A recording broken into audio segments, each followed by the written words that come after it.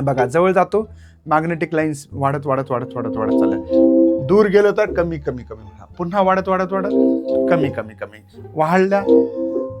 असं असं मॅग्नेट करायचं, असं असं ये झोके घेत राहायचं, आत बाहेर आत बाहेर आत बाहेर आत बाहेर आत बाहेर आत बाहेर आत बाहेर आत बाहेर आत बाहेर आत बाहेर आत बाहेर. कदाचित तुम्हाला हे शिकवलं असेल बाबा.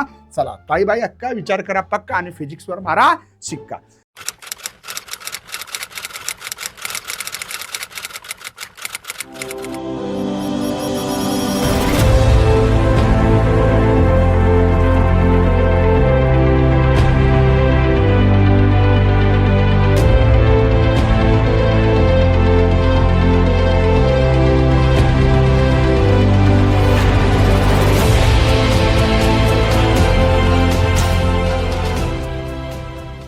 हॅलो विद्यार्थी मित्रांनो, मी सगळ्यांचं स्वागत करत आहे आपल्या मुकेश सर यूट्यूब चॅनलवर.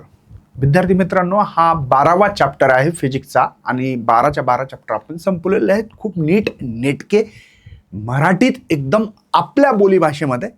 पण आता हा जो चॅप्टर आहे या चॅप्टरचा 3rd लेक्चर आहे. पण भावा, पण काय सर, पण हे भाऊ शेअर करा, लाईक करा, फॉलो करा भाऊ, मजा आली पाहिजे ना यार. नाही ते काय मराठी शिकवा शिकवा शिकवा शिकवा बँड वाजवला आणि आता सपोर्ट करायचं म्हणले की पळून गेले. तरी काय हरकत नाही भावांनो, राहिले ते मावळे गेले ते कावळे, काही हरकत नाही, समोर घेऊया. चला, induce EMF in a stationary coil in a changing the magnetic field. आपल्या इथं मस्त एक रपचिक असल्या प्रकारचा हा क्वेश्चन आहे. 4 मार्काला येण्याची शक्यता आहे बाबा. आपल्याला काय करायचंय, सरळ सरळ एक सेमी सर्कल घेतला, याला सेमी सर्कल म्हणतात ना, तुमच्याकडे बिन म्हणत असतील ना बाबा, सेमी सर्कल है ना, अर्धा सर्कल. चंद्र घेतला भाऊ, चंद्रा घेतला काय, चंद्रा हा चंद्र घेतला. पण या चंद्राची जी रेडियस आहे ती आहे 50 सेंटीमीटर. ही रेडियस घेतलेली, इथून इतकी जी रेडियस 50 सेंटीमीटर. आणि ते एक असा मी मस्त एक मॅग्नेट लावला बाबा. हे मॅग्नेट आहे, तुम्ही इथं त्याला काय केलं, चिपकवला, हा धरला चिपकवला बाबा. आणि इथं एक मस्त असली एक कॉईल घेतली. ही कॉईल कमी समजू नको रे बाबा. ही कॉईल जे आहे ना, तिथं नंबर्स ऑफ टर्न जे आहेत ते 10,000 आहेत. किती आहेत, 10,000. बापरे बापरे बापरे बापरे, 10,000. दिसायला पुस्तकात तर सर 5-7 दिसायले, हो बराबर आहे. त्या पुस्तकात आता काय काढत बसतील का असा रप रप रप रप असं काही काढणार नाहीत. ठीक आहे. म्हणजे सेमी सर्कल घेतलं, इथं 2 मासेस बॅलन्स होण्यासाठी. इथं एक मॅग्नेट लावला, कॉईल आहे 10,000 टन आणि ही कॉईल अशी जाणार, झोका घेणार, झोका. पंचमीचे झोके कोण कोण खेळले कॉमेंट मध्ये करा बाबा, मला बिन कळू द्या झोके खेळतात का नाही. आणखी नाही, आम्ही गावाकडे असताना खूपच झोके खेळायचो बरं, खरं सांगतो. हा झोका हा असा बरं. झोका कशासाठी, आता इथं काय होईल, हे कॉईल किती जवळ आलं दूर आलं हे बघण्यासाठी. म्हणजे कॉईल समजा एक्झाम्पल, ही माझ्याकडे कॉईल आहे आणि हे आपलं मॅग्नेट आहे, समजा इथे मॅग्नेट आहे. आता या मॅग्नेटचा हा नॉर्थ असेल, हा साऊथ असेल, तर हे मॅग्नेटिक फील्ड याच्यात एकही लाईन जाणार नाही. कदाचित जाऊ शकेल, सांगता येत नाही, पण मॅक्झिमम गेलेलं आहे. आता मॅग्नेट जरा जवळ आणा बरं. हा मॅग्नेट इथं आणला. आता थोडं बघा, नॉर्थ आहे साऊथ आहे, ठीक आहे. आता बघा काय येईल बरं, ही मॅग्नेटिक फील्ड अशी जाईल, समजतं का, ही मॅग्नेटिक फील्ड बघा जास्त गेली ना. आता numbers of line passing through the coil मधून जास्त गेली.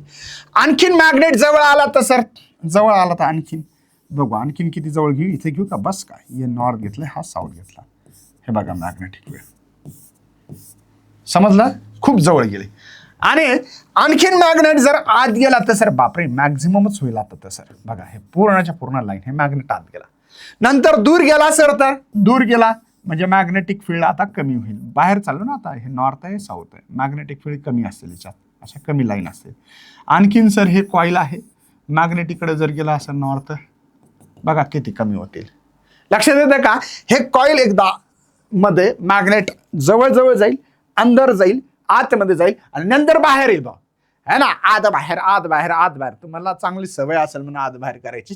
बघू आपण एक प्रॅक्टिकलद्वारे. आपल्याकडे प्रॅक्टिकल बिन असतं बरं भावा. हे बघा आता मस्त इथं लाईन दिसत नाही, हे बघ, हे कॉईल परमनंट आहे. जसं ते नंबर्स ऑफ टर्न 10,000 होत्या ना, ते स्टेशनरी म्हणजे एका ठिकाणी आहे, एका जागेवर थांबलं ना भाऊ. आता काय करणार मी, मॅग्नेटिक फील्ड लाईन देणार. एक इथं तुम्हाला बघा काहीतरी देतो, काय हे हे डिफ्लेक्शन दिसेल तुम्हाला, हे बल्ब पण लागणार आहे. फ्लक्स कसं चेंज होणार तुमचं बघा. आता इथं आहे ना बघा, जवळ जातो मॅग्नेटिक लाईन्स वाढत वाढत वाढत वाढत वाढत चालल्या, दूर गेलो तर कमी कमी कमी होणार, पुन्हा वाढत वाढत वाढत कमी कमी कमी वाढल्या. असं असं मॅग्नेट करायचं, असं असं ये असे झोके घेत राहायचं, आत बाहेर आत बाहेर आत बाहेर आत बाहेर आत बाहेर आत बाहेर आत बाहेर आत बाहेर आत बाहेर आत बाहेर आत बाहेर. बस झालं सर, थकलंय का? हो भाऊ, समजलं काय? तर इथे तुम्हाला डिफ्लेक्शन बल्ब लागलेला दिसेल, म्हणजे फ्लक्स वाढत जाणार कमी होणार, वाढत जाणार कमी होणार. याला ऑक्सिलेशन पण म्हणतो आपण. एक ऑक्सिलेशन नावाचा जो चॅप्टर शिकलेला आहे. हो का सर? मग शिकला ना, 5 मार्काचा चॅप्टर आहे, 5 मार्काचा 5वा चॅप्टर आहे आपल्या फिजिक्स मध्ये. तर इथे मी हे जेव्हा मॅग्नेट आत बाहेर करत होतो त्यावेळेस मॅग्नेटिक फील्ड या टर्न मधून कमी जास्त होत होत्या. का बरं? बघ ना, आता बघा इथून किती लाईन गेल्या सर? आता 1 2 3 गेल्या सध्या, किंवा इथे घेऊ आपण. बघा आता एकच गेली, ही मॅग्नेटिक फील्ड लाईन एकच दिसते ही. आता बघ बरं, जवळ आलो, वाढली 30, 2 गेल्या, 3 गेल्या, 4 गेल्या. आता बघा वाढत गेल्या, जेवढ्या आहेत 8 पैकी 8 आत झाले आल्या. आता बाहेर गेलो, कमी कमी कमी कमी कमी होत चालल्या बघा. म्हणजे या कॉईल मधून जाणारी जी काय मॅग्नेटिक फील्ड लाईन आहे ही वाढणे म्हणजे फ्लक्स वाढणे, जेव्हा कमी होतं तेव्हा फ्लक्स कमी होणे, म्हणजे फ्लक्स चेंज झाल्यामुळे एक इंड्यूस करंट तयार होत असतो, इंड्यूस ईएमएफ तयार होत असतो.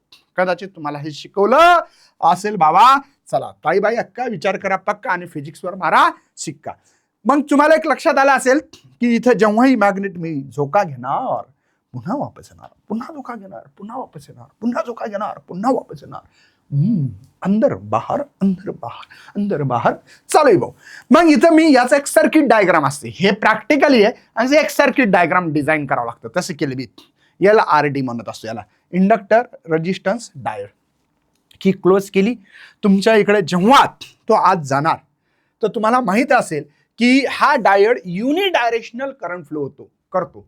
हा चॅप्टर आहे ना सेमी कंडक्टर डिव्हाइस नावाचा आहे, त्या ठिकाणी मी शिकवणार आहे बाबा, तोपर्यंत जमणार नाही. ठीक आहे ना? ठीक आहे, मान्य आहे मला, काय हरकत नाही. चला मी काय म्हणतो लक्षात घ्या की ज्या वेळेस हा पॉझिटिव्ह सायकल आहे त्यावेळेस तो डायोड कंडक्ट होतो, आणि जेव्हा निगेटिव्ह सायकल असेल तेव्हा डायोड रिव्हर्स बाय जातो, कंडक्ट होत नाही, करंट फ्लो करत नाही. हा युनिडायरेक्शनल करंट फ्लो करतो, म्हणजे एका दिशेने करंट फ्लो करतो. का बरं बोलले सर असं? चला समजून घेऊया. हे बघा, higher potential lower, higher lower आहे, हायर लोअर. बघा याला पॉझिटिव्ह म्हणतात, हे निगेटिव्ह आहे, हा पॉझिटिव्ह आहे, हा निगेटिव्ह आहे भाऊ, हा पॉझिटिव्ह आहे. जेव्हा इथे पॉझिटिव्ह सायकल होईल, कारण की ईएमएफ मी शिकवणार आहे, याचा ग्राफ शिकवणार आहे, टेन्शन घेऊ नका. सध्या नाही समजलं तर काही टेन्शन म्हटलं ना, मैं हूं ना असं म्हणायचं है ना, भिवू नको, मी तुझ्या पाठीशी आहे भाऊ. तर या ठिकाणी जेव्हा पॉझिटिव्ह सायकल, कारण की ईएमएफ तुम्हाला माहित असेल, जेव्हा बी पॉझिटिव्ह असते ते ईएमएफ निगेटिव्ह असतं, आणि जेव्हा बी कमी होतं, डिग्रीज होतं, त्यावेळेस ईएमएफ पॉझिटिव्ह असतं. तर हे पॉझिटिव्ह निगेटिव्ह फक्त डायोड हा कंडक्ट होतो पॉझिटिव्ह सायकलला, आणि हा चार्जिंग व्हील कॅपॅसिटर, मिली अँपीअरनं करंट मोजू आपण, आणि इथं जो काय आहे तो व्होल्टेज इच्या अक्रॉसमध्ये मोजता येते. चला कन्स्ट्रक्शन काय केलं बरं सर? बघा, in magnetic coil system permanent bar magnet तुम्ही काय केला, माउंट ऑन द आर्क, मिडलमध्ये करायचा सेमी, आणि याचा जो काय रेडियस आहे तो 50 सेंटीमीटर आहे. असं लिहिलं, ते सेंटेन्स वाचायचं तुम्हाला. मी इथं काय काय वाचतो ते बघा. The arc of part rigid frame aluminium पासून बनवलेली आहे, suspended central that whole system can be oscillate freely plane. इथे तुम्ही काय केलं, पॉइंटेड केला, म्हणजे धरला, खिळा ठोकला भोवती. आता खिळाभोवती असं ते, जसं ह्या खिळा ठोकला माझा हात, म्हणजे बघा हे कसं ऑक्सिलेट होतं तसं ऑक्सिलेशन झालं पाहिजे. नेक्स्ट पॉइंट बघा, कॉईल अबाउट किती टन्स आहेत? 10,000. मी बोललो का भाऊ हे 10,000 टन्स आहेत म्हणून? कॉपर वायर पासून, कॉपर वायर जी आपली तिच्यापासून बनलेली आहेत. The area of the bar magnet can pass through the coil freely. ते फ्रीली पास झाला पाहिजे पण मॅग्नेट, लक्षात राहू दे त्या कॉईल मधून, नाही तर कॉईल मध्ये ते जाणारच नाही मॅग्नेट, असं करायचं नाही. Wien the magnet move through the coil, जेव्हा हे मॅग्नेट या कॉईल मधून मूव्ह होईल, फ्लक्स चेंज होणार आहे. मी आता दाखवलं की नाही, मॅग्नेटिक फील्ड वाढली कमी झाली, वाढली कमी झाली, वाढली कमी झाली, वाढली कमी झाली, है ना, असं दाखवलं मी तुम्हाला. In order to measure the induce EMF, मग आपण ईएमएफ मोजू शकतो, है ना. तिथं व्होल्ट मीटर लावलेलं आहे, तिच्यात काय काय लावलं, मग कॅपॅसिटर लावला दिसत असेल, हा डायोड लावलेला आहे, है ना. ऑफ द कॉइलमध्ये आपण कनेक्ट केलेला आहे. नेक्स्ट काय म्हणते बघा, the induce EMF produce in the coil use the charging of capacitor through the diode. He induce EMF जे काय प्रोड्यूस होणार आहे हिच्याद्वारे हा तुमचा डायोड कंडक्ट होईल. म्हणजे रिव्हर्स बायस फॉरवर्ड बायस असं ना, रिव्हर्स बायस फॉरवर्ड बायस तर फॉरवर्ड बायसमध्ये होईल आणि कॅपॅसिटरची इथे तुमची काय होईल, चार्जिंग होईल. The voltage develop across the capacitor measure. आणि हिच्या अक्रॉस कॅपॅसिटरच्या अक्रॉस आपण पॅरेलमध्ये व्होल्ट मीटर लावलं, पण हे की क्लोज असणं गरजेचं बरं. आणि इथे आपल्याला व्होल्ट मीटरमध्ये इंड्यूस EMF किती तयार झाला हे दिसणार आहे. लक्षात येतं? ओके. नेक्स्ट काय म्हटलं बघा, the time constant RC being larger than time during the EMF will be generated. The capacitor required the few oscillation. असं नाही, कॅपॅसिटरला हे चार्जिंग करण्यासाठी एका ऑक्सिलेशनमध्ये नाही होणार, याला ऑक्सिलेट करावं लागलं असं है ना. आणि आपण तिथं करंट मोजू शकतो, मेजर द मीटरद्वारे इथे करंट आपण मोजू शकतो. हेच पॉईंट तुमच्या पुस्तकात दिलं. आता बघू आपल्याला वर्किंग काय काय करायची. हे झालं कन्स्ट्रक्शन. आपण काय काय होतं तिथे याच्याबद्दल बोललो. आता आपल्याला हे टेक्स्टबुक ओपन करा. बघा तुमच्या पुस्तकात असंच दिलेलं आहे, वेगळं काही नाही. चला आता मला एक सांगा, सरळ सरळ मी आधी थिअरी शिकवतो त्याच्यापेक्षा आधी हे जनरल माहिती शिकवतो. मी इथं घेऊ का? बघा आपल्याकडे काय आहे, फॉर्म्युला d∅dt आहे का असा, पण फाय काय आहे बरं आपल्याकडे, B × A. म्हणून हे इक्वेशन कसं बनेल बरं, मायनस एक कॉन्स्टंट काढला, मॅग्नेटिक फील्ड चेंज करायला मी dB/dt है ना भाऊ. हे मॅग्नेटिक फील्ड आता दाखवली ना मी, मॅग्नेटिक फील्ड चेंज करायलो. एरिया या कॉइलचा बदलला का, हा जसा आहे तसाच आहे. आपण काय चेंज केलं, B. बघा आता इथे किती लाईन्स आहेत बघा, याच्यात एकच लाईन दिसते. व्हाईट कलर दिसते का तुम्हाला इथं, हे मॅग्नेटिक फील्डची एकच लाईन आहे. आता मी मॅग्नेट असा आणला, झोका घेतोय बघा, वाढली का नाही, बघा वाढली दिसते. आता इकडे आलं तर कमी कमी होत गेली, कमी कमी होत गेली, वाढली, कमी होत गेली, वाढली. कळालं का? मॅग्नेटिक फील्ड लाईन्स काय होणार, कमी होणार वाढणार, कमी होणार वाढणार. ठीक आहे, लक्षात येतं. हे होणार आहे म्हणजे बी चेंज व्हायला. एरिया चेंज झाला का त्या कॉइलचा, नाही. बरं ए, आता याच्यात केसेस असतात, त्या केसेस आपण घेऊ. पहिली केसमध्ये आपण म्हणू ए पॉझिटिव्ह आहे, हा एरिया वेक्टर घेतला. बी पॉझिटिव्ह, बी पॉझिटिव्हचा अर्थ काय बरं, मॅग्नेटिक फील्ड लाईन त्या गिव्हन एरियामधून जाणारी इन्क्रीज झाली, वाढली. म्हणून इथं जर घेतलं बघा -A. आता बी पॉझिटिव्ह तर ते पण पॉझिटिव्ह आहे, हा ना भाऊ. बी पॉझिटिव्ह काय ठेवायची गरज आहे काय, ए पॉझिटिव्ह आहे पण हे साईन, हे ए पॉझिटिव्ह, हे साईन ऑलरेडी मायनस आहे. ए पॉझिटिव्ह बी पॉझिटिव्ह मल्टिप्लिकेशन केलं, पॉझिटिव्ह पॉझिटिव्ह ते पॉझिटिव्ह, पण ह्या मायनस आहे म्हणून मायनस आहे ठेवलं, तर इंड्यूस EMF तुम्हाला निगेटिव्ह भेटला. म्हणजे मला असं म्हणायचं, जेव्हा तुम्ही हे कॉईल या पशी हा मॅग्नेट घेऊन गेला तर फ्लक्स वाढला. बी पॉझिटिव्ह म्हणजे फ्लक्स वाढला, magnetic field line passing through the given area वाढली, तर इंड्यूस EMF निगेटिव्ह भेटतो. काय भेटतोय, निगेटिव्ह. हा पॉईंट क्लिअर असेल तर चला कॉमेडी मेट करा बाबा, तेवढं काम करणं गरजेचं आहे. अच्छे रिजल्ट लाने के लिए बातों से नहीं रातों से लड़ना पड़ता है, समझे क्या? अच्छे रिजल्ट लाने के लिए बातों से नहीं रातों से लड़ना पड़ता है. समय के पास इतना समय नहीं कि आपको दोबारा दे सके, म्हणून सांगतोय वेळेचा उपयोग घ्या बाबा. चला समोर बघू आता. नंबर 2 सर, ए हे एरिया वेक्टर पॉझिटिव्ह आहे आणि बी जे आपल्याकडे काय घ्यायचं, आपल्याला निगेटिव्ह घ्यायचं आहे. म्हणजे माझं म्हणणं असं आहे की आता निगेटिव्ह कसं घ्यायचं बघा. आता हे जे मॅग्नेट इथं समजा इथे होतं आपलं, हे मॅग्नेट इथे होतं. आता मॅग्नेटिक फील्ड लाईन जास्त दिसत आहेत, पास झालेला. आता बघा मी हे फील्ड कमी करतो, बघा कमी कमी करतो. हा मॅग्नेटिक फील्ड कमी जेव्हा होत असतात तेव्हा पॉझिटिव्ह दाखवते की नाही बघा. आता फील्ड कमी होणार, हा हे बघा. म्हणजे हे मॅग्नेट पाठीमागे गेणार तेव्हा या नंबर्स ऑफ लाईन या एरियामधून पास होणाऱ्या कमी होणार आहेत, तर त्यावेळेस फ्लक्च्युएशन पॉझिटिव्हकडे दिसते की नाही, लक्ष द्या. बघा आता पॉझिटिव्हकडे ते दिसतं फ्लक्च्युएशन, हळूहळू बघा होतं का नाही, बघा नसल. आता बघा इकडं वाढलं तर हाय हाय. आता बघा फील्ड लाईन जर वाढल्या तर हा निगेटिव्हकडे जातो. आता जे पाहिलं होतं ना, बी पॉझिटिव्ह घेतलं. बी पॉझिटिव्ह घेणं म्हणजे काय, बी पॉझिटिव्ह घेणं म्हणजे EMF निगेटिव्ह. बघा निगेटिव्हकडे डिफ्लेक्शन होते का नाही, नीट लक्षात घ्या. हा फील्ड वाढली, हा बघा निगेटिव्ह झालं है ना. आता मी इकडे मॅग्नेटला पाठीमागे घेतो म्हणजे मॅग्नेटिक फील्ड या एरियामधल्या कमी करतो, त्यावेळेस पॉझिटिव्हकडे येते. नीट लक्षात द्या. आलं ना. लक्षात आलं? बघा आता वाढवतो तर निगेटिव्हकडे येते. मॅग्नेटिक फील्ड लाईन्स वाढवणे म्हणजे negative EMF, voltage negative, EMF negative. आता कमी करतोय पॉझिटिव्हकडे येते. हे कदाचित तुम्हाला प्रॅक्टिकली आणि थेरॉटिकली दोन्ही समजले असतील अपेक्षा करतो. तर ईएमएफ काय आपल्याकडे -A/d/dt. बी ची व्हॅल्यू इथं -b आहे, मायनस मायनस प्लस होणार आणि हे येणार A/dB/dt. लक्षात आलं? तर हा ईएमएफ काय भेटला तुम्हाला? पॉझिटिव्ह भेटला. लक्षात आलं? इथं निगेटिव्ह भेटला होता, इथं पॉझिटिव्ह. दोघांचा अर्थ कळाला? मी आत्ता दाखवलं, जेव्हा फील्ड वाढवली त्यावेळेस तुमचं त्या व्होल्ट मीटरचं जे काही फ्लक्च्युएशन्स होतं, जे काही डिफ्लॅक्शन होत होतं निगेटिव्हकडे, जेव्हा कमी मॅग्नेटिक फील्ड लाईन केली, दूर आणली, तेव्हा ईएमएफ तुमचा पॉझिटिव्ह भेटत असते. ठीक आहे? लक्षात येत असेल अशी अपेक्षा. चला मग आता कळालं की बाबा तुमचं बी जेव्हा पॉझिटिव्ह होतं म्हणजे इन्क्रीज केलं होतं, तर ईएमएफ हा तुमच्याकडे निगेटिव्ह भेटला. करेक्ट आहे हे एक. दुसरी गोष्ट, बी हा निगेटिव्ह आहे म्हणजे कमी होतं डिग्रीज, तेव्हा ईएमएफ हा तुमचा पॉझिटिव्ह आहे. असं आपण हे दोन्ही तुम्हाला केसेस समजून सांगितल्या. ठीक आहे? हे आपल्याला प्रॅक्टिकली खरंच बघायचंय. तर बघा, मी या ठिकाणी आपल्याकडे एक ग्राफ काढतोय. चालेल, इथे बिन काढला तरी काय हरकत नाही. आता बघा, ही इथं फ्लक्स म्हणा, ज्या काही कॉइलमधून जाणाऱ्या मॅग्नेटिक फील्ड लाईनला फ्लक्स म्हणा, आणि ऑर मध्ये तुम्ही बी पण म्हणू शकता. Magnetic field line passing through the given area म्हणजेच फ्लक्स आहे. ठीक आहे? चला, पहिल्यांदा काय दिसलं की त्या कॉइलच्या तुमची एकही मॅग्नेटिक फील्ड लाईन नाही आहे, त्यावेळेस फार फ्लक्स कमी होता. नंतर काय झालं बरं?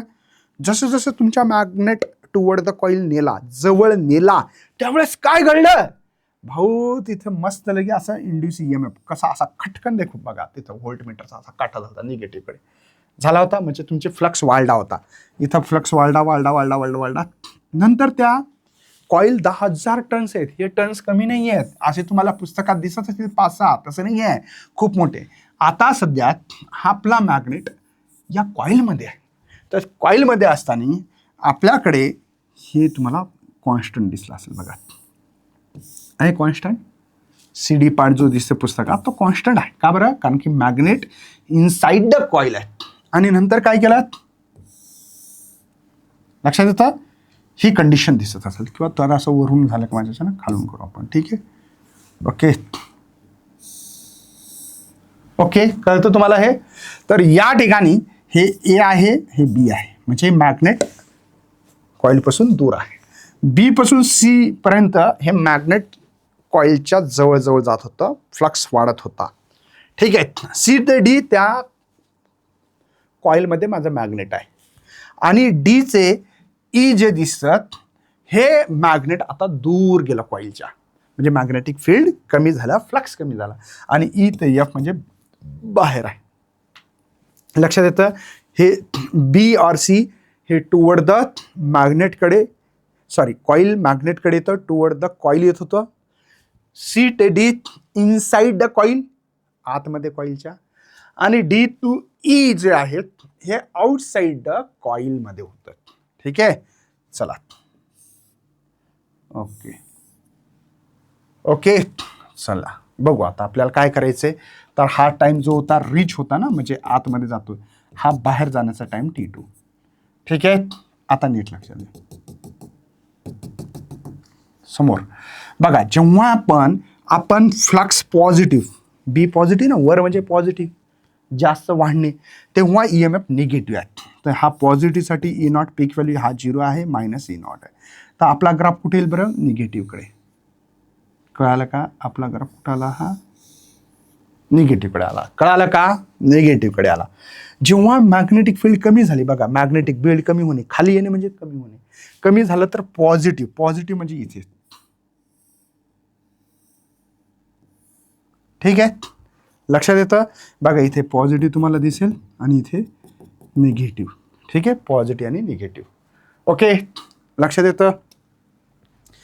समजलं? हे सगळ्या गोष्टी समजल्या? हे समजलं असेल? हा ग्राफ समजला का? महत्वाचा ग्राफ आहे बरं भाऊ. इथे डायग्रामलाच खूप मार्ग आहेत. पुन्हा एकदा वाचून दाखवतो. As the magnet kept the middle of आर्कच्या मिडलमध्ये होता, start far away from the coil, जेव्हा हा दूर जातो, मूव्ह बाहेर गेला समजा, move through it and reset the magnetic field through the coil changes from small value increase the maximum become small. हे तुम्हाला जे शिकवलं हे सगळं याच्यात लिहिलेलं आहे. आता आपल्याला छोटंसं याचं एक डेरिवेशन्स बघू आणि समोर जाऊ. ठीक आहे. आता हे पॉझिटिव्ह वन्स निगेटिव्ह आणि हे positive occur during the half cycle कशामुळे आलं दाखवलं ना मी. मॅग्नेटमध्ये जेव्हा कॉईल जाते तेव्हा इंड्यूस EMF निगेटिव्ह भेटला, ग्राफमध्ये आत्ता दाखवला. आणि जेव्हा तो बाहेर जात होता मॅग्नेटिक फील्ड कमी होती ती B डिग्रीज मायनस घेतलं तेव्हा मी E पॉझिटिव्ह घेतलं. असं इथं दिसतंय रे बाबा. बघा ही केस इथं लिहून ठेवले. ठीक आहे. आपण थोडक्यात त्याचं आता डेरिवेशन्स बघायचे. साधं डेरिवेशन्स आहे. आपल्याला मॅग्निट्यूड ऑफ EMF काढायचे. तुम्हाला वाटेल प्लसमध्ये का लिहिलं, लेन्स लावतो मायनसमध्ये सर, पण मी इथं मॉड लिहिलं. मॉड म्हणजेच पॉझिटिव्ह. तर E इन मॅग्निट्यूड फॉर्ममध्ये मी असं लिहू शकतो d phi upon d theta. नीट लक्षात द्या है ना. d theta upon dt. का बरं असं लिहिलं सर मी सांगतो भावा. हा मॅग्नेट ऑक्सिलेशन करतोय आणि ऑक्सिलेशन करत असताना तो किती डिस्प्लेसमेंट करतोय. लिनियर SHM शिकला असाल तर असं इक्वेशन शिकला असाल A साइन है ना ओमेगा टी शिकला का. किंवा असं शिकला असाल A साइन बघा थीटा शिकला असाल. आता हेच इक्वेशन्स मला थीटाच्या फॉर्ममध्ये. आता हे लिनियर आहे. स्प्रिंग होती तिथे ऑक्सिलेशनमध्ये काय होती स्प्रिंग होती. सरळ लिनियर SHM घेत होतो.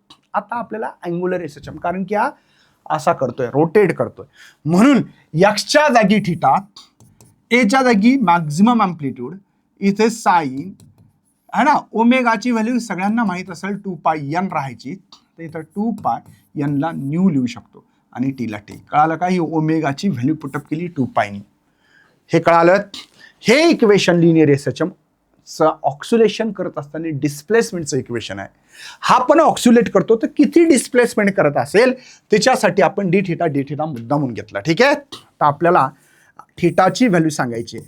थिटा सगळ्यांना माहीत झाला आता की थिटा नॉट आहे sir sine 2π nu is the frequency t. काही लोक एकतर ओमेगाचा फॉर्म्युला इथं रफली मुद्दामून लिहितो 2πn ला V लिहायचं आहे किंवा न्यू म्हणा सॉरी 2π अपॉन टी. एकच ओमेगाचा फॉर्म्युला आहे तो है ना. पिरियडचा फॉर्म्युला होता 2π अपॉन ओमेगा. तो ओमेगाचा फॉर्म्युला बनवला त्याच्यावरून.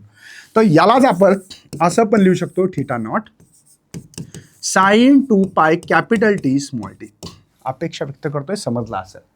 आपण याचं डेरिव्हेटिव्ह करू विथ रिस्पेक्ट टू टाइम. तर d theta upon d t हा तर कॉन्स्टंट आहे.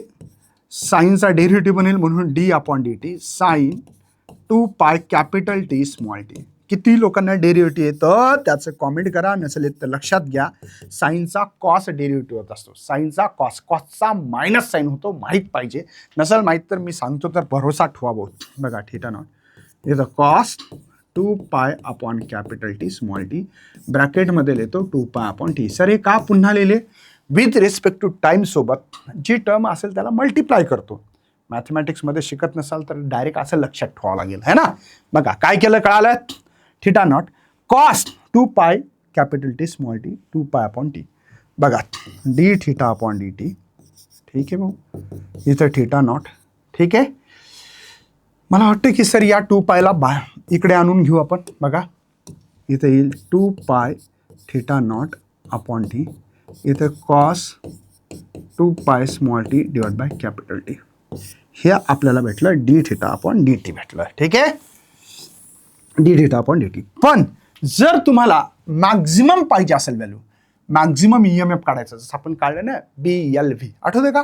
कॉमेंट करा बरं. BLV कुठं आणलं होतं आपण. एक एक्सटर्नल मॅग्नेटिक फील्ड त्याच्यात कंडक्टर ठुला आहे C शेपमध्ये आणि त्याला बाहेर काढत होतो. तर मॅक्झिमम EMF किती प्रोड्यूस होतो BLV. तसा मॅक्झिमम EMF किती इंड्यूस EMF तयार होतो या कॉईलमध्ये है ना ज्याच्यातून आपण मॅग्नेट फिरवतोय त्याच्यामध्ये ते काढतोय. तर आपल्याला मला असं वाटतं की sir D theta upon d T maximum किती ॲम्प्लिट्यूड होतं ते जर काढलं तर याला मला वाटतं असं लिहायला पाहिजे आपण की 2π theta naught upon t. Sir हे कुठे गेलं बिकॉज याला 1 लिहिलं आपण. का बरं मॅक्झिमम पाहिजे. कॉस 2π कॅपिटल टी हे सगळं जे आहे त्याची व्हॅल्यू 1 ठेवली. साइन 0 1 असते माहिती आहे ना तुम्हाला. ओके. थीटा 0 असताना. बरं या इक्वेशन 1 मध्ये पुटअप करायचं का म्हणू का याला पुट इक्वेशन 1. चला करा. मॅक्झिमम काढायचं पण आपल्याला E मॅक्स काढायचं होतं. म्हणून मी इथे ठेवू शकतो d∅/d∅, हे पण मॅक्स आहे, मॅक्झिमम. आणि याची व्हॅल्यू जे आहे आपल्याला, सॉरी इक्वल टू ने मल्टिप्लायमध्ये आहे हे, ठीक आहे ना. हे आहे 2πθ0/d. मला अपेक्षा आहे सगळ्यांना हे कळालं असेल आणि करत पण असाल तुम्ही अभ्यास.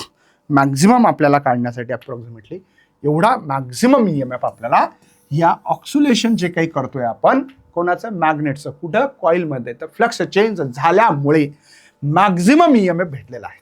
ठीक आहे. खूप काही लिहायची गरज एका पुस्तकात जेवढे लिहिलं नाही.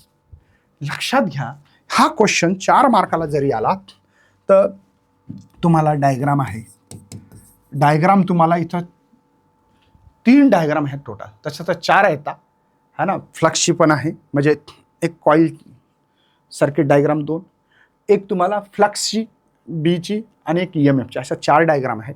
या डायग्राममध्ये नाही म्हणता तरी 1.5 मार्क तर तुम्हाला येणंच आहे भाऊ, 3 जरी डायग्राम समजल्या तरी पण. ठीक आहे. आता विचार करा तुम्ही. नंतर कन्स्ट्रक्शन म्हणजे काय बाबा, त्याला अर्धा मार्क देणे आहे काही करून. वर्किंगला सर अर्धा मार्क म्हणजे खूप वर्किंग लिहावं लागेल का, नाही. लक्षात येतं, 2.5 मार्क इथे गेले. आणि हे डेरिवेशन जे आहे तुमचं, हे डेरिवेशनमध्ये तुमचे जे मार्क आहेत ते मला असं वाटतं 1.5 मार्क द्यायला पाहिजे, म्हणजे जरी 3-4 मार्काच्या वर क्वेश्चन येऊच शकत नाही. ठीक आहे भाऊ, हे मार्काचं डिस्ट्रीब्युशन सुद्धा दिलं. आता आपल्याला इलेक्ट्रिक मोटर बघायची. काय बघायची आहे? इलेक्ट्रिक मोटर बघायची. लक्षात घ्या, हे जे जनरेटर आहे, ठीक आहे, थोडंसं लक्ष दिलं तरच हा समोरचा क्वेश्चन समजणार आहे. कारण की मी magnetic field due to the electric करंटमध्ये खूप डिटेल झाला. आता इथे इतकं याचं डिटेल नाही आहे, म्हणून उघडा डोळे बघा नीट. बघा मी काय केलं, एक आर्मेचर घेतलं. ठीक आहे. एक कॉईल दिसते, सिंगल आहे. असे नंबर्स ऑफ टर्न जास्त असतात. तुम्ही कधी इलेक्ट्रिक मोटर पाहिली असाल तर तुम्ही म्हणता का, गावाकडे मला एक गावाकडला शब्द सांगा बरं. ते मोटर जळाली म्हणत होतो आम्ही, तुम्ही काय म्हणता मला माहित नाही. त्या मोटरमध्ये तांब्याची तार असते का, ती तार जळाली की भरून आणावं लागतं इलेक्ट्रिशियनवाले. माहिती आहे का तुम्हाला? त्याला तुमच्या गावाकडे काय शब्द वापरतात नक्की लिहा. आमच्या गावाकडे भरून आणणे. भरून आम्हाला वाटायचं मोटर भरून आणणे म्हणजे काय बाबा. मग कळालं की तिच्यात तांब्याची तार असते, ती तार जळाली की ती मोटर भरून आणावं लागते. जाडच्या जाड असते इलेक्ट्रिक मोटर, माहिती आहे ना तुम्हाला. तर तिच्यात असे एकच कॉईल नाही, किती असतात बापरे. बघितलं का, जेवढी मोटर मोठी तितकी कॉईल जास्त आहेत. आता हे जे काय आहेत, हे आर्मेचर आहेत. ही मोटरमधलं हे असं फिरतं, बघितलं का. मग इथं 2 मॅग्नेट आहेत. हे मॅग्नेट काय करतात, आता इथं राईट हँड रूल लागतो. जसं की इथं बघा, हे तुम्हाला इथं दिसत असेल की ही आर्मेचर आहे आणि इथे जो काही तुमचा ही कॉईल कशी गोल फिरते, 2 मॅग्नेट आहे. हिच्यातूनच आपल्याला बॅक EMF शिकायचं, बॅक EMF शिकायचं. आधी डेरिवेशन घेतो, नंतर ते समजून सांगतो. ते पण याच मोटरवर आधारित आहे. प्रश्न कसा येतो इथं लिहून दिलेला आहे, वाचा नीट. Obtain the expression for EMF induce in coil rotating uniform magnetic field. Show the graph how to EMF vary with time दाखवायचा. ऑब्टेन द एक्सप्रेशन फॉर, हे क्वेश्चन विचारलेलं आहे. ठीक आहे. आपल्याकडे भाऊ मस्त रपचिक एक डायग्राम दिलेली आहे. या डायग्रामचा मान ठेवत आपण शिकणार आहात. ठीक आहे. मान ठेवा लागते सर डायग्रामचा. हो बाबा, काय करता. चला बघा, explain the working of electric generator and also derive the expression for induce EMF. कसा तयार होतो बघू. The basis of construction of electric generator in same that at the motor. Motor सारखं आहे बेसिक कन्स्ट्रक्शन जे इलेक्ट्रिक जनरेटर आहे, हा motor, ही मोटरच आहे एक प्रकारची. In this case armature is turn by some external agency or torque. तुम्ही काय केलं, इथं करंट फ्लो केला. राईट हँड फ्लेमिंग रूल, मी तुम्हाला फ्लेमिंग राईट हँड रूल शिकवलं होता, आठवते का तुम्हाला. हे बघा, असे 4 बोटं घेतली होती मी. हा माझा अंगठा एक करंट, मॅग्नेटिक फील्ड, हा मॅग्नेटिक फोर्स लागतो. आता तुम्हाला सगळ्यांना कळालं असेल की मॅग्नेटिक फील्ड नॉर्थकडून साऊथकडे असते, नॉर्थकडून साऊथकडे असते, नॉर्थकडून साऊथकडे असते. बरोबर आहे. करंट कसा चालला भावा बघा, असा करंट आहे. मला कसं करावं लागेल, ओके, असा करंट आहे का, हे बघा असा करंट आहे. मॅग्नेटिक फील्ड इथं चुकीचं दिलं असं वाटतं, करंट इकडे जर दिला असेल तर, कारण की असं यायला पाहिजे कदाचित. हे मला असं वाटतं करंट, अच्छा करंट असा द्यायला पाहिजे होतं, चुकलं बरं याच्यात. करंट बघा असा, याला अँटी क्लॉकवाईज म्हणतात, तरच शक्य आहे हे जे दाखवलं मॅग्नेटचं. चला मी सांगतो काय केलेलं आहे बघा. मॅग्नेटिक फील्ड इकडे आहे, करंटची दिशा इकडे आहे तुमच्याकडे, पाम वरी दिसतो, म्हणजे हा लागला मॅग्नेटिक फोर्स. आता इथं काही मानलं मी, करंट आहे बघा असा, करंट आहे असा बघा, इकडे आतमध्ये बघा, हे दिसतं का आतमध्ये, कदाचित हे असं असल्यामुळं तसं वाटत असेल, हे माझ्याकडे असं असं असं, ठीक आहे, म्हणून तसं वाटत असेल. माझ्या हातानुसार मी सांगतोय की करंटची दिशा ही मॅग्नेटिक फील्डची, कळतं का तुम्हाला, हे मॅग्नेटिक फोर्स खाली आला, हिच्यामुळे काय होईल, ही कॉईल रोटेट होते.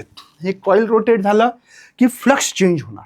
फ्लक्स का होणार, चेंज होणार. कसं सर दाखवा बरं, दाखवतो इथं बघा, तुम्हाला पटवून देतो.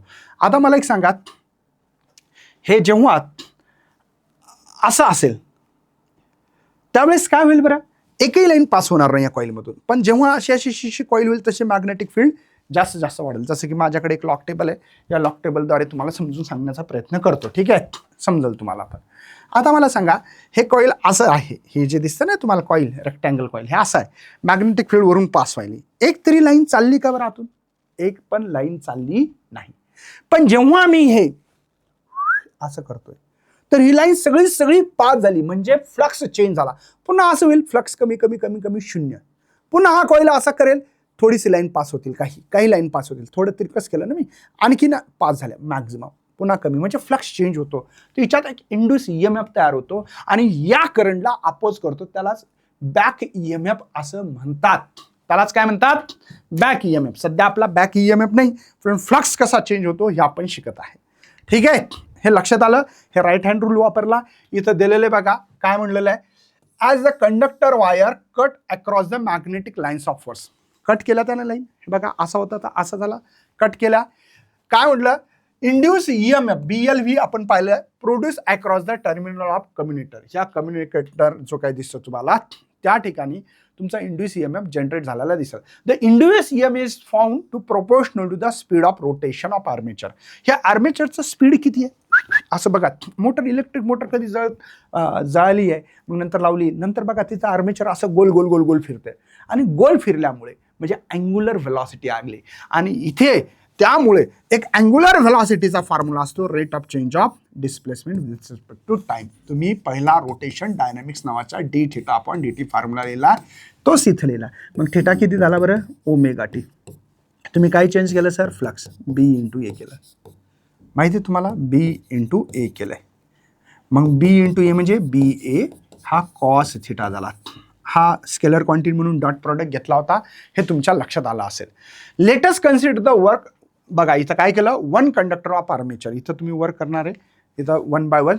हा कसा बघा, मॅग्नेटिक फील्ड कशी आत चालली, क्रॉसमध्ये आत जाणे, या दोन मॅग्नेटच्या मधली ही बाहेर येणे, सॉरी ही जेव्हा प्लेन सरफेसला असेल तेव्हा, आणि बाहेर येतं.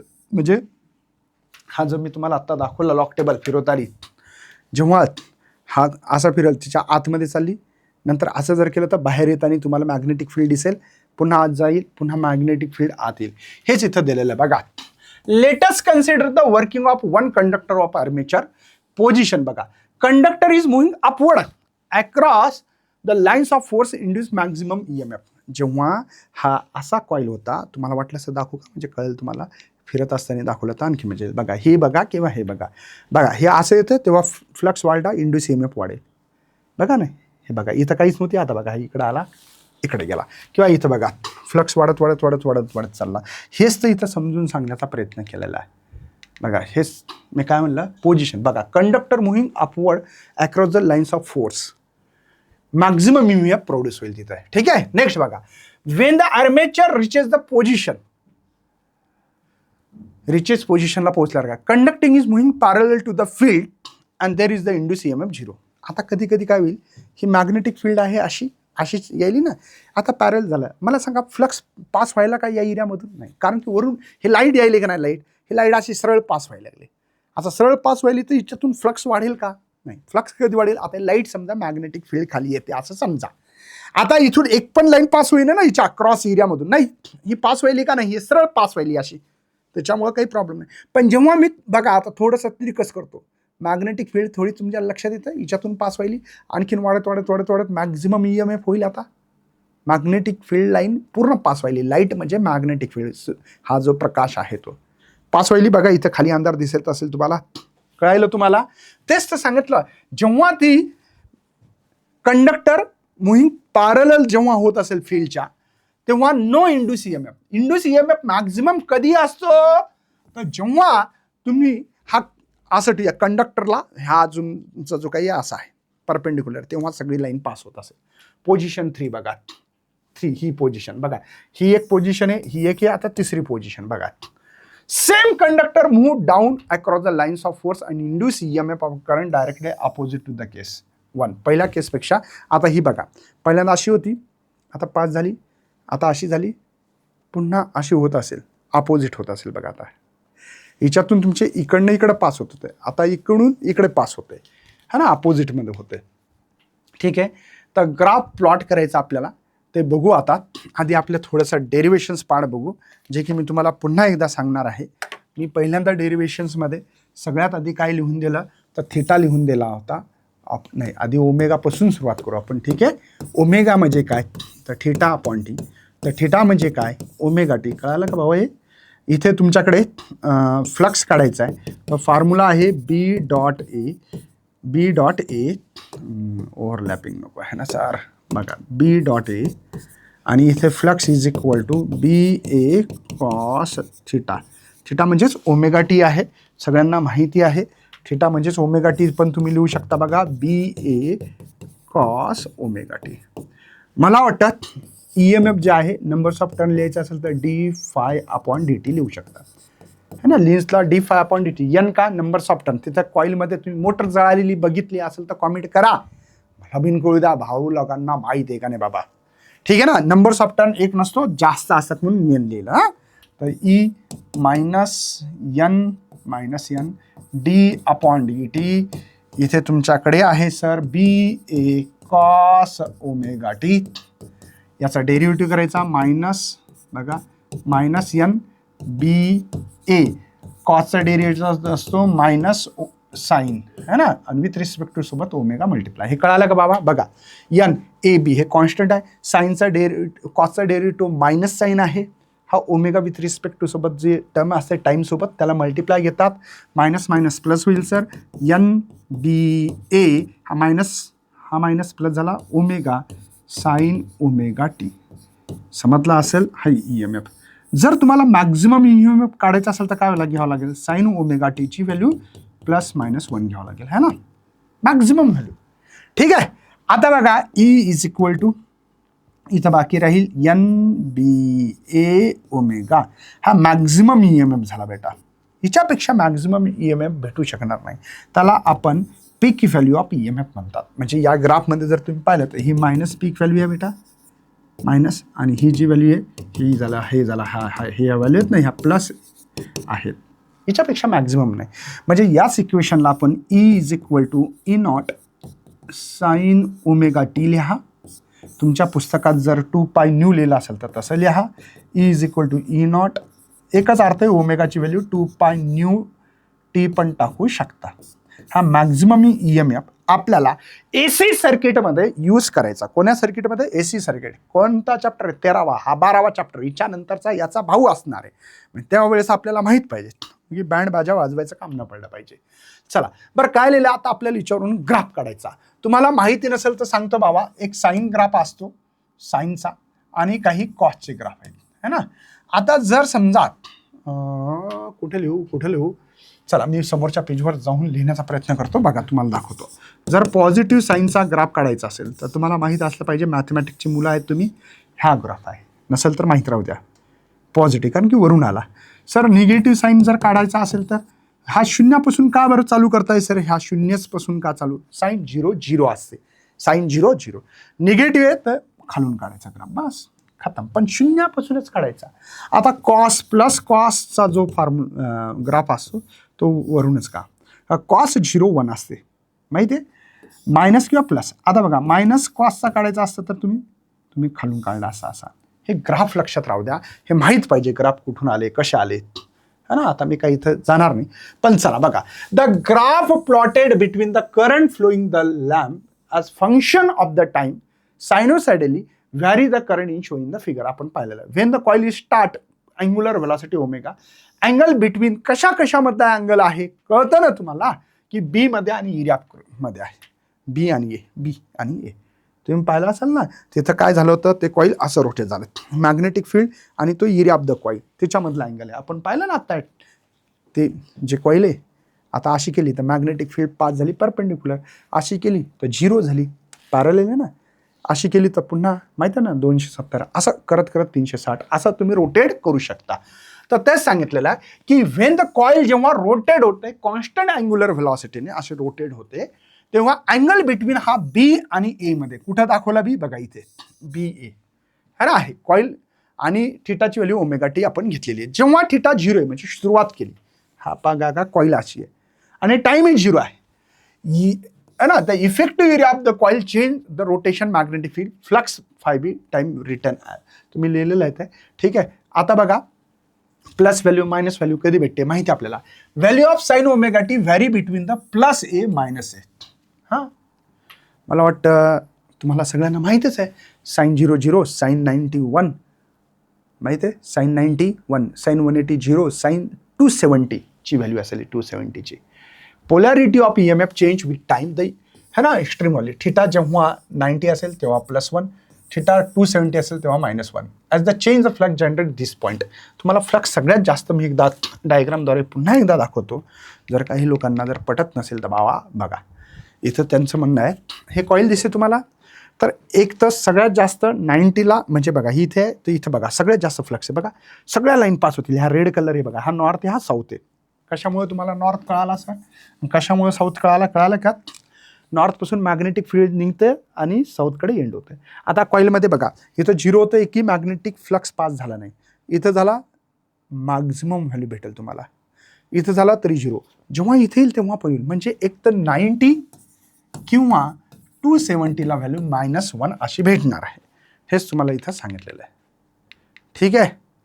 बघा इथं दिलेलं आहे value, the change the flux greatest at this point है ना जास्त.